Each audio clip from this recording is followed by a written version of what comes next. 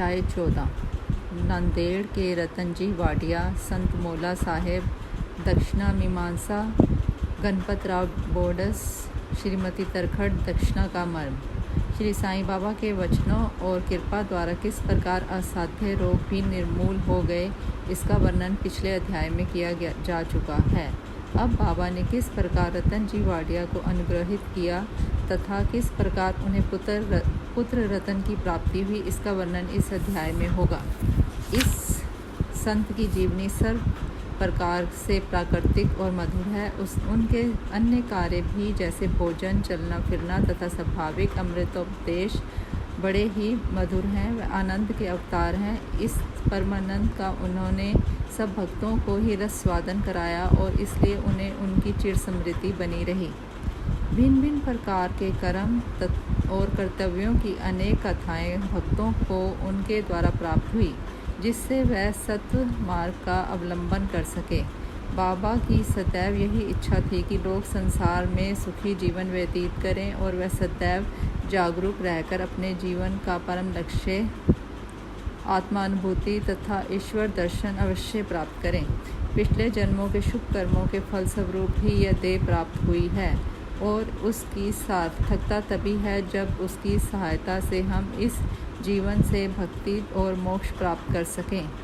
अतः अपने अंत और जीवन के लक्ष्य के हेतु सदैव सावधान तथा तत्पर रहना चाहिए।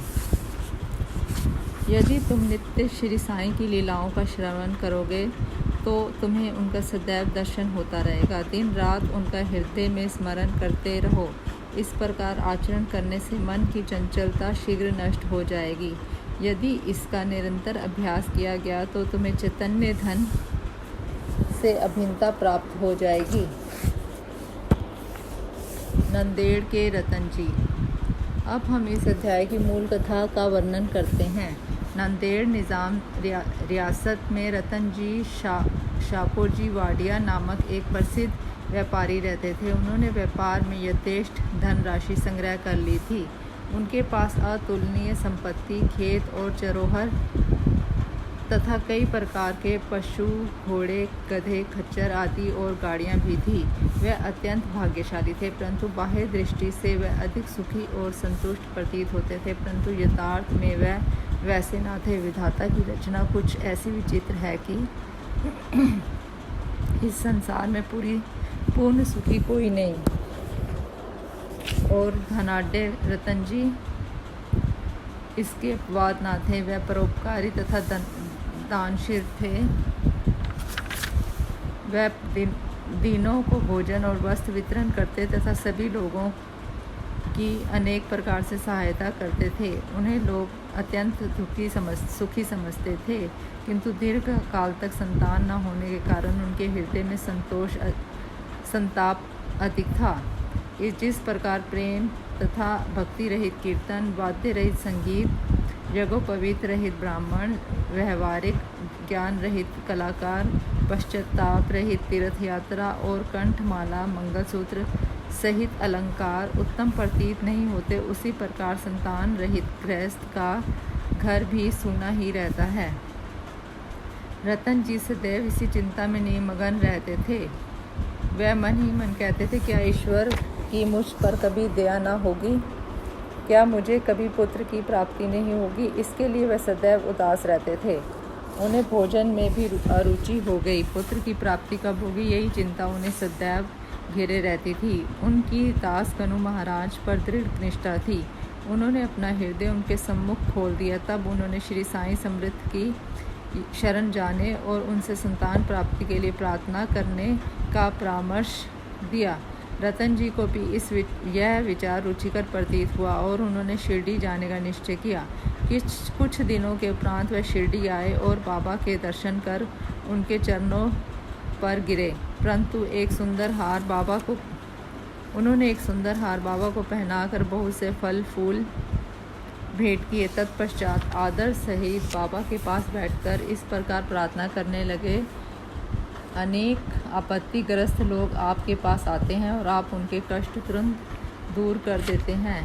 यही कीर्ति सुनकर मैं भी बड़ी आशा के से आपके श्री चरणों में आया हूँ। मुझे बड़ा भरोसा हो गया है, कृपया मुझे निराश न कीजिए। श्री साईं बाबा ने उनसे 5 रुपये दक्षिणा मांगी, जो वह देना ही चाहते थे, परंतु बाबा ने पुनः कहा, मुझे तुमसे 3 रुपये 14 आने पहले ही प्राप्त हो चुके हैं, इसलिए केवल शेष रुपये ही दो। यह सुनकर रतन जी असमंजस में पड़ गए। बाबा के कथन का अभिप्राय उनकी समझ में न आया। वह सोचने लगे कि यह शिरडी आने का मेरा प्रथम ही अवसर है और यह बड़े आश्चर्य की बात है कि उन्हें 3 रुपये 14 आने पहले ही प्राप्त हो चुके हैं। वह यह पहेली हल ना कर सके। वह बाबा के चरणों के पास ही बैठे रहे तथा उन्हें शेष दक्षिणा अर्पित कर दी। उन्होंने अपने आगमन का हेतु बतलाया और पुत्र प्राप्ति की प्रार्थना की। बाबा को दया आ गई। वह बोले, चिंता त्याग दो, अब तुम्हारे दुर्दिन समाप्त हो गए हैं।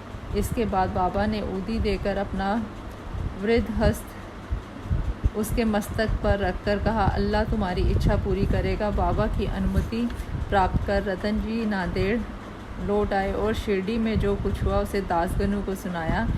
रतन जी ने कहा, सब कार्य ठीक ही रहा। बाबा के शुभ दर्शन हुए, उनका आशीर्वाद और प्रसाद भी प्राप्त हुआ, परंतु वहाँ की एक बात समझ में नहीं आई। वहाँ पर बाबा ने कहा था कि मुझे 3 रुपये 14 आने पहले ही प्राप्त हो चुके हैं, कृपया समझाएं कि इसका क्या अर्थ है। इससे पूर्व मैं शिरडी कभी नहीं गया, फिर बाबा को वह रुपये कैसे प्राप्त हो गए जिनका उन्होंने उल्लेख किया। दासगनु के लिए भी यह एक पहेली ही थी। बहुत दिनों तक वह इस पर विचार करते रहे।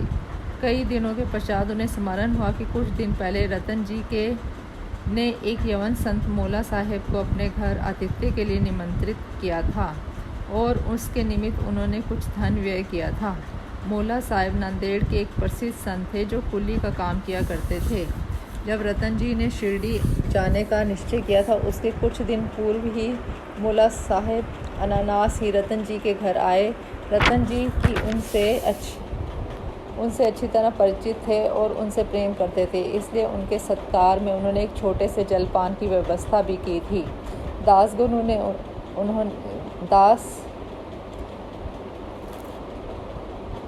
ने रतन जी से आतिथ्य के खर्च की सूची मांगी और यह जानकर सबको आश्चर्य हुआ कि खर्चा ठीक 3 रुपये 14 आने ही हुआ था, ना इससे कम और अधिक।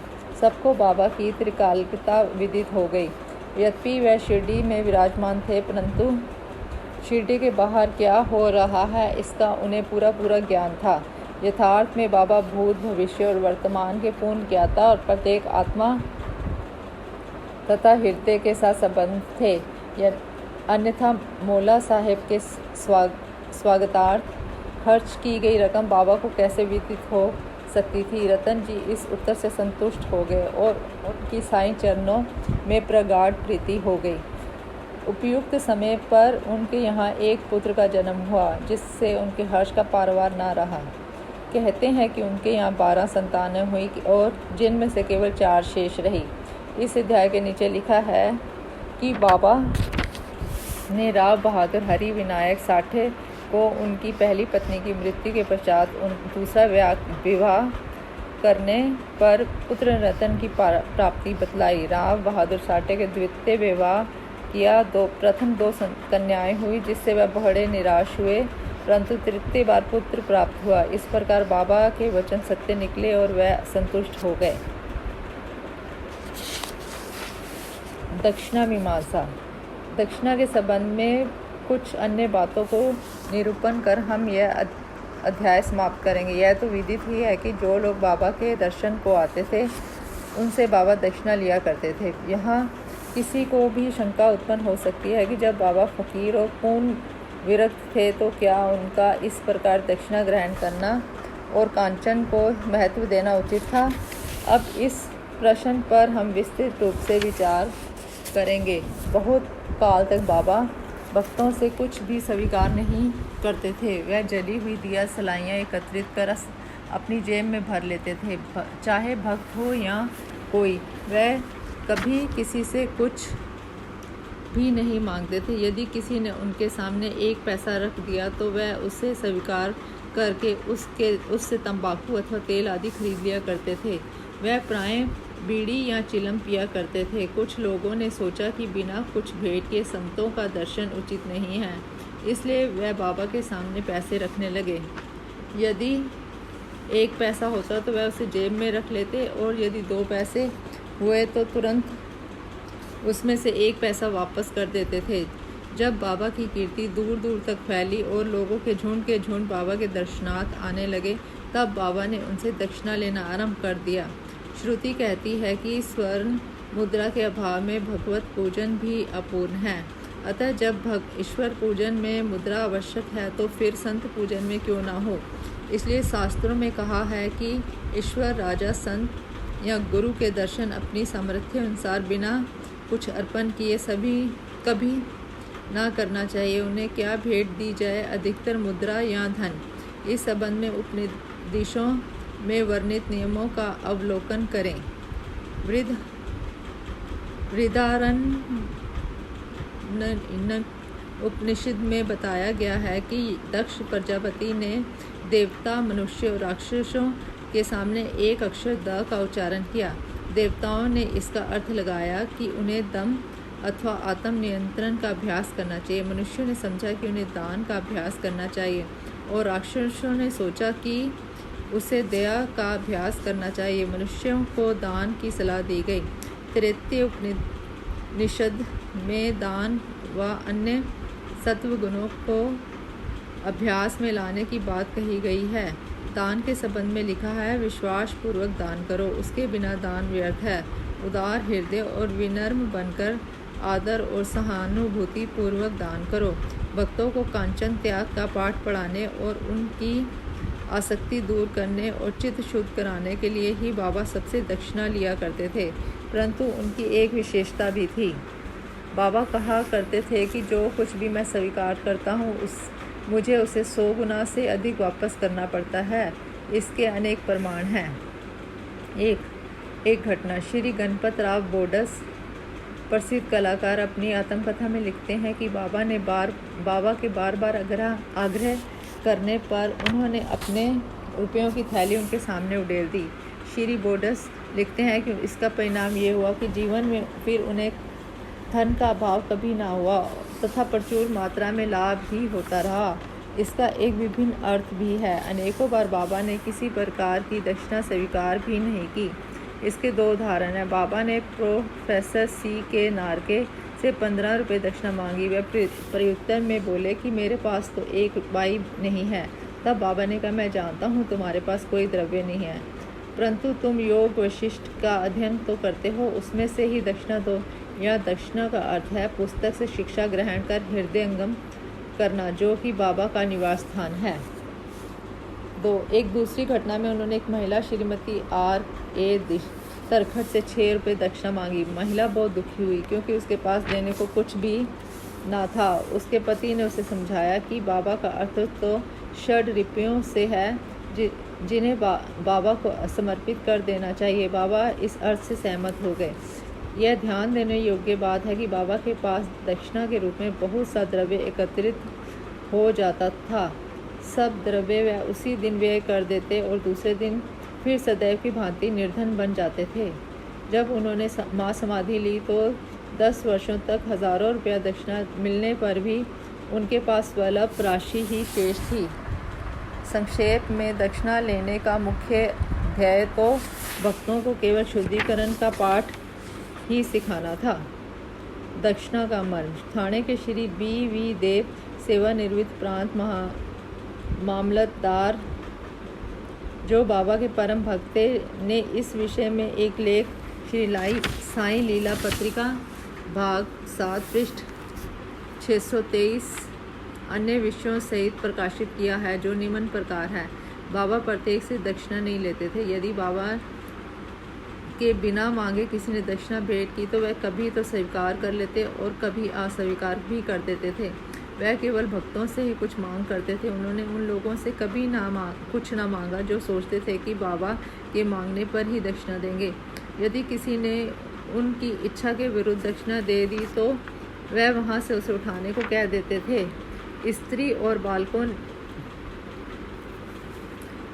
बालकों से भी वह दक्षिणा ले लेते थे। उन्होंने सभी और या निर्धनों से कभी दक्षिणा नहीं मांगी। बाबा के मांगने पर भी जिन्होंने दक्षिणा ना दी उनसे वह कभी क्रोधित नहीं हुए। यदि किसी मित्र द्वारा उन्हें दक्षिणा भिजवाई गई होती और उसका उसे स्मरण ना रहता तो बाबा किसी न किसी प्रकार से स्मरण कराकर वह दक्षिणा ले लेते थे। कुछ अवसरों पर वह दक्षिणा की राशि में से कुछ अंश लौटा भी देते और देने वालों को संभाल कर रखने और पूजन में रखने के लिए कह देते थे।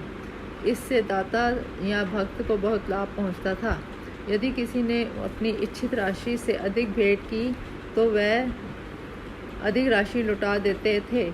किसी से तो वह उसकी इच्छित राशि से भी अधिक मांग कर बैठते थे और यदि उनके पास नहीं होती तो दूसरे से उधार लेने या दूसरों से मांगने को भी कहते थे।